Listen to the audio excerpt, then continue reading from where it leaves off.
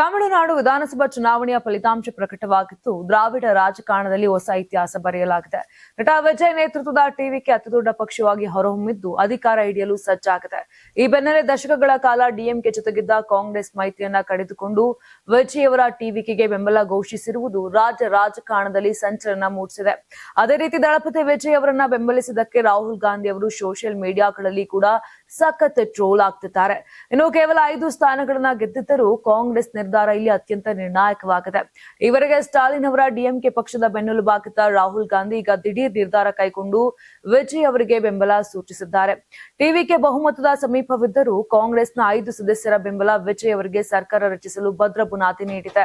ವಿಜಯ್ ಅವರ ಟಿವಿಕೆ ಮತ್ತು ಕಾಂಗ್ರೆಸ್ ನಡುವಿನ ಈ ಮೈತ್ರಿ ಕೇವಲ ಸರ್ಕಾರ ರಚನೆಗೆ ಮಾತ್ರ. ನೀವು ಸಣ್ಣ ಆಗ್ಬೇಕಲ್ವಾ? ಅದು ಒಂದು ಉತ್ತಮ ಆಹಾರದಿಂದ ಸಣ್ಣ ಆಗ್ಬೇಕಲ್ವಾ? ಪ್ರತಿದಿನ ನಮ್ಮ ಜೀನಿ ಸ್ಲಿಮ್ ನ ಯೂಸ್ ಮಾಡಿ ಯಾವುದೇ ಸೈಡ್ ಎಫೆಕ್ಟ್ ಇಲ್ದಂಗೆ ನೀವು ಸಣ್ಣ ಆಗ್ತೀರಾ. ಸೀಮಿತವಾಗಿಲ್ಲ. ಮುಂಬರುವ ಸ್ಥಳೀಯ ಸಂಸ್ಥೆಗಳ ಸ್ಪರ್ಧೆಯಲ್ಲೂ ನಿರ್ಧಾರವನ್ನ ಮಾಡಲಿದೆ. ಇನ್ನು ಸರ್ಕಾರದಲ್ಲಿ ಕಾಂಗ್ರೆಸ್ಗೆ ಪ್ರಮುಖ ಖಾತೆಗಳನ್ನ ನೀಡುವ ಮತ್ತು ಅಧಿಕಾರ ಹಂಚಿಕೆಯ ಸೂತ್ರಕ್ಕೆ ಉಭಯ ಪಕ್ಷಗಳು ಸಮ್ಮತಿಸಿವೆ ಎಂದು ಮೂಲಗಳು ತಿಳಿಸಿವೆ.